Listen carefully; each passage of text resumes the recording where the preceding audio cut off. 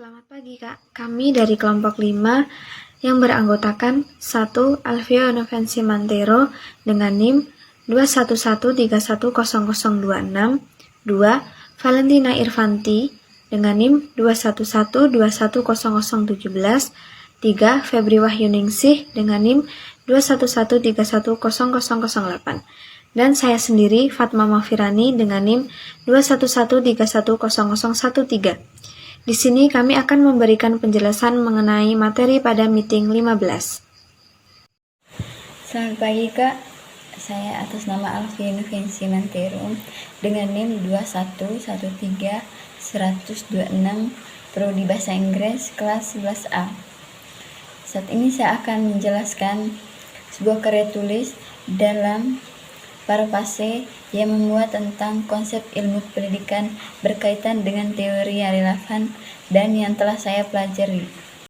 Judul sebagai berikut: 1. Sistem pendidikan dan pengajaran, berbagai elemen yang terkait di dalamnya. 2. Berbagai macam-macam teori atau aliran pendidikan. A. Naturalisme atau naturalis. B. Experientisme atau naturalisme. Yang pertama, sistem pendidikan dan pengajaran yang terkait di dalamnya. A. Sistem pendidikan. Pendidikan sebagai suatu sistem pendidikan merupakan usaha yang dilakukan manusia untuk memanusiakan manusia. Pendidikan yang bertujuan untuk membantu manusia untuk bertumbuh kembangkan potensi atau bakat kemanusiaannya. Terlepas dari itu semua, manusia pun tidak jauh dari lingkungannya. Hal inilah yang menyebabkan mengapa manusia itu sangatlah erat kaitannya, atau bisa dikatakan manusia itu cepat beradaptasi dengan lingkungan sekitarnya.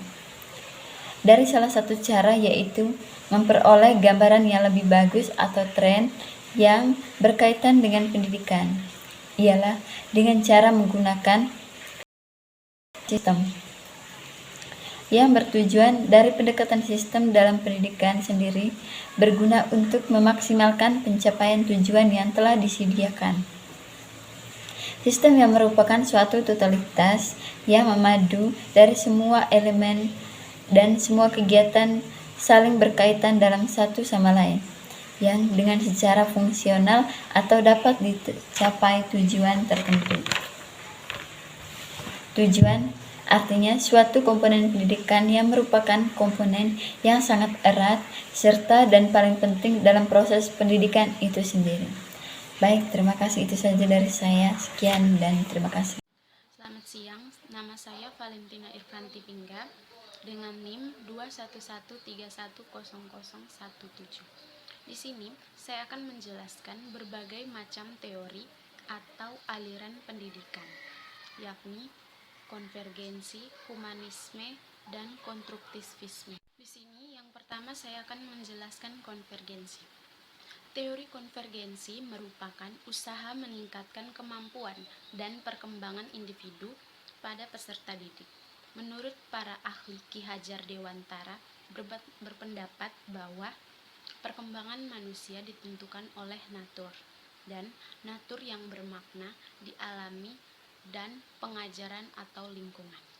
Dalam teori ini disebabkan oleh dua faktor, yakni pertama ialah faktor pembawaan, dan yang kedua ialah faktor lingkungan. Faktor pembawaan adalah faktor perkembangan menurut sifat atau ciri yang muncul pada peserta didik tersebut.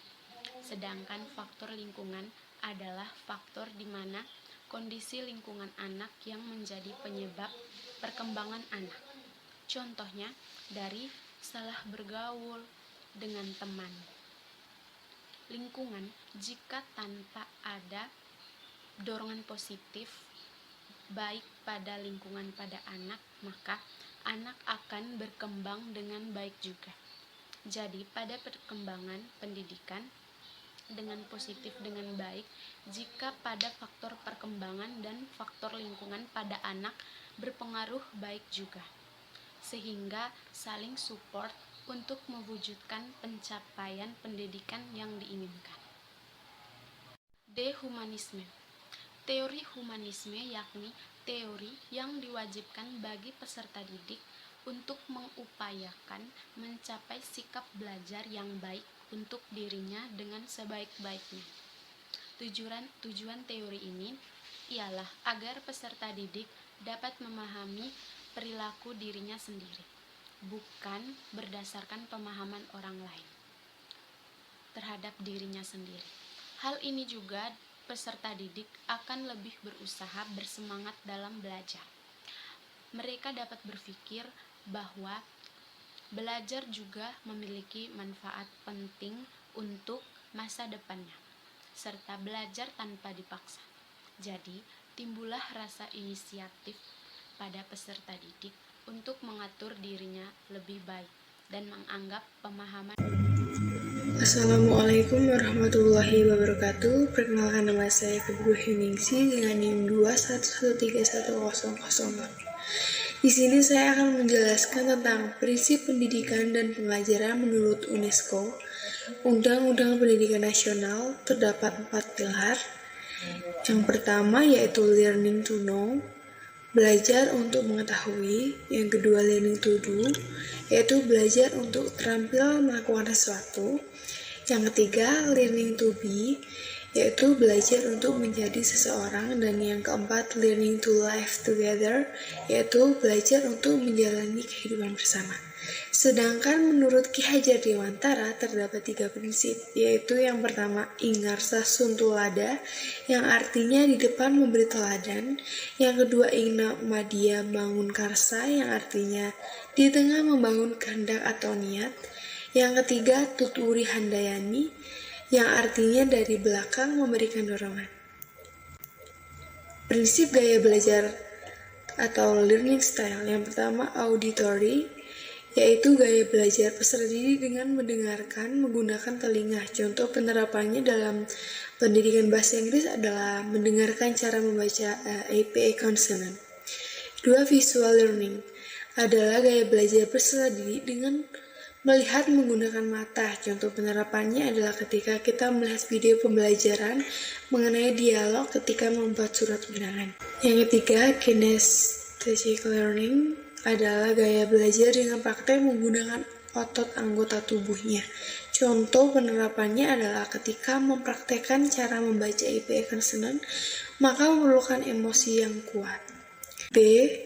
Bloom's ataupun Krathwohl's taxonomy. Yang A adalah cognitive domain, adalah aspek kemampuan dalam berpikir. Yang B afektif adalah sikap tingkah laku, dan C psikomotor adalah aspek keterampilan atau skill dalam menggunakan otot tubuh. Demikian dapat saya sampaikan. Saya akhiri dengan wassalamualaikum warahmatullahi wabarakatuh. Saya Fatma Mafirani, NIM 211310013. Di sini saya akan menjelaskan tentang assessment.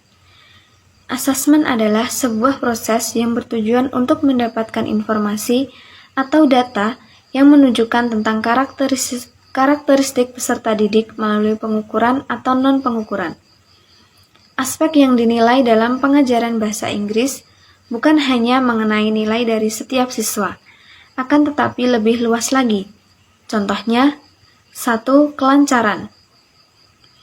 Kelancaran siswa dalam berbahasa Inggris sangat penting untuk diperhatikan, untuk mengetahui sejauh mana dia belajar.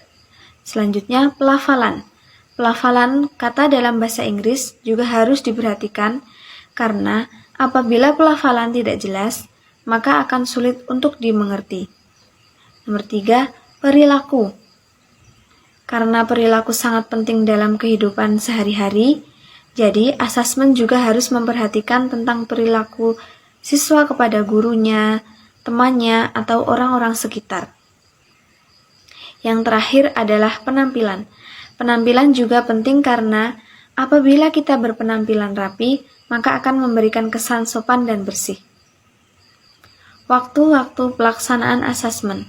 Pelaksanaan asesmen bisa dilakukan saat siswa melakukan tugas praktek dan saat pengamatan ketika siswa berinteraksi dengan orang-orang sekitar.